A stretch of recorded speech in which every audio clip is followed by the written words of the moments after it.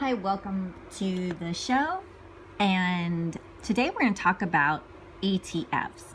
And let's just review what it is. And when you're investing, you have lots of decisions. Do you want a stock? What kind of stock? Do you want to buy ETFs? And it starts to get really confusing, especially if you're new to the world of investing. And so we're just going to go over some vocabulary and see what makes sense for you and your investment decisions.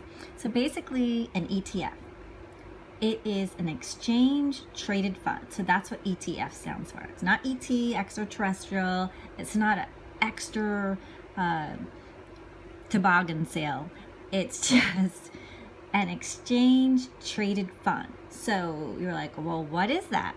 So it's a basket of securities you buy and sell through a brokerage firm on a stock exchange. So this is once you have your account set up online, and there's a podcast to show you which are the best accounts for you. And so then you'll have a decision. Do you want to buy stocks? What kind of stocks? Do you want ETFs? And there's a lot of no cost commissions to buy them on certain platforms. So ETFs, they're offered on all asset classes, ranging from traditional investments to alternate investments like commodities or currencies. So you're just like, what did you just say? So basically, when you're going to pick, do I want to buy a stock or an ETF? It's basically, an ETF is more, say you're going to be buying a shopping mall, a piece of a shopping mall stock, as opposed to a stock, just one company. So like one shoe store or a mall with shoe stores and ice cream and restaurants and clothing, and so has all kind of stores inside the shopping mall. So if the shoe store doesn't do well at the shopping mall, the restaurant and the clothing store like Macy's and all the other stores in the shopping mall are doing great. So you don't worry about like one retail store going out of business. But if you put your stock in that one shoe store, you only have one shoe store, and if the shoe store doesn't do well, then your stock's not going to do well. So that's why some people find it attractive to put their money into an ETF, because it has a lot of company stocks in it. So ETF stands for Exchange Traded Fund, and just like a stock, it is also traded on the stock exchange, such as NYSE, which is the New York Stock Exchange, and the NASDAQ. But however, a stock focuses on one company, and the ETF tracks an index, so a commodity, bonds, or basket of securities. So that's basically the difference. And people ask, are ETFs a good investment? And that's why it's really important for you to study and learn the differences, so you can make your decision on investing based on solid information that you research and just as good as investors that have went to Harvard and Yale and Princeton. So maybe their families have been in the business years and years and they have an upper edge, but just study and learn. So if you go, ETFs, exchange traded funds, have a number of features that make these investment vehicles, usually better for young investors with small amounts of money to invest. Exchange traded funds also makes it, you have a diversified portfolio with just one investment. So if you can only invest in one ETF, your portfolio with little money is already diversified. So because in that one ETF, you could have a shoe store, a health company, a tech company, a food company, a advertising company. It could have Amazon and Uber in it. It has different things in there, as opposed to if you only have enough money, which that's why we're non-accredited investors here, or people who's were not accredited, which means a high net worth. We are looking for the best way to use the little capital that we have to start with right now, and to put it in the first thing that makes sense for us, the best thing with the lowest fees, but giving us the best deal. So that could be one way to invest, because it you can invest it with a low amount of cash, and with one or two or a couple investments, whatever your funds allow, it's already diversified, as opposed to picking one stock. And so, and it is known as the ETFs are known as the investing deal for young investors, and because they're buying a whole collection of different stocks or bonds, and supposedly, quote unquote, it's safer than buying individual stocks. That's allegedly why people like ETFs. And so if one company's fortune goes down, it's less likely the value of the other stocks in that basket that you bought in the ETF won't be as volatile, or it could be stable or even growing. And so we already talked about the differences, about like, well, how does an ETF work? So ETF is a basket of securities, and the shares are sold on exchange. They combine features of possibly stocks, bonds, mutual funds, and they are traded throughout the day at prices and changed based on supply and demand. And so here's a little tidbit that I'd like to tell you. So everyone knows Warren Buffett. I hope that you guys have all heard the name, and he's like one of the most wealthiest investors around, and known to be one of the top investors in the world. So everyone knows Warren Buffett's name. If you don't, just Google him. So this is a little cute tidbit. So what ETF does Warren Buffett recommend? Now, he's not here for me to ask him, but you know, it's out there on the internet. I thought this was really cute.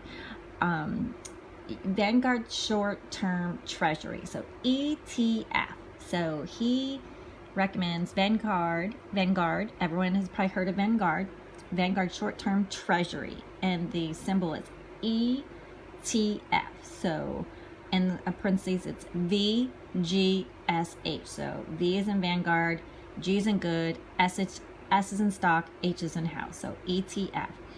And it said that he recommends that 10% of his wife's portfolio go to short-term government bonds, and that's why I guess Vanguard short-term treasury, Vanguard Funds has the ETF that does exactly that, and that's the one I told you, VGSH. So, so if you want to take Vanguard's Warren Buffett's advice, this is the 5 Vanguard funds that he advises you to buy. So, and so I will just you know, as you know, Warren Buffett and Mr. Berkshire Hathaway. So let's see. I told you that he recommends his wife to be invested in 10% of the short-term government bonds. And then also, so what's the 90% left that he recommends? So in very low cost S&P 500 index funds. So we'll have to do another podcast on S&P 500 index funds. But these are just, you know, we're just doing ETFs. And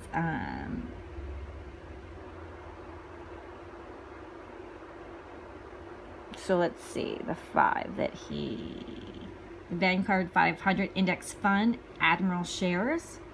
So it charges an annual expense ratio of just under 0.04% or $4 on a $10,000 investment. So Vanguard 500 Index Fund, Admiral Shares, which is VFIAX.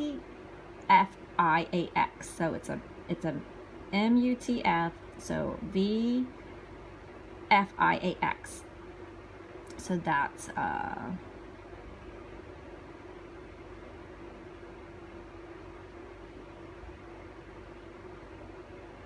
so those are some of the ones that he recommends. So those are the Vanguard stocks that he recommends. Vanguard 500 Index Fund Shares, I'm dyslexic. So V is in Victor, F is in Frank, I is in Independent, A is in Awesome, and X as in xylophone.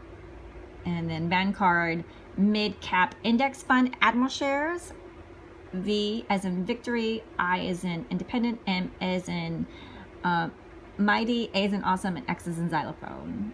And let's see, so Vanguard Mid Cap Index Admiral Shares, Vanguard FTSE All World X US Cap ETFs. There's some mouthful for us. Vanguard FTSE All World X Small Cap ETF, V as in Victory, SS. And let's see. So those are some very interesting ETFs. And let's see. I'd like to just briefly recap based on U.S. News and World Report investment ranking for ETFs. So U.S. stock, emergency energy limited partnerships. So Tortoise North American Pipeline. That seems really interesting. And let me see what else I want to tell you before I go. I hope you're being excited. So there's energy limited partnerships, and these are ETF stocks. There's large growth, there's large blend, there's large value, mid cap blend, mid cap growth, mid cap value, preferred stock, small blend, small growth, small values. So no wonder it takes a second to figure out investing, and that's why people have brokers, and we are just starting to learn all these vocabularies. But I'll just go give you a couple that they're saying that they're excited about. So I already gave you one, an energy limited partnership, the Tortoise North American Pipeline, TPYP. And then what about Global XMLP ETF?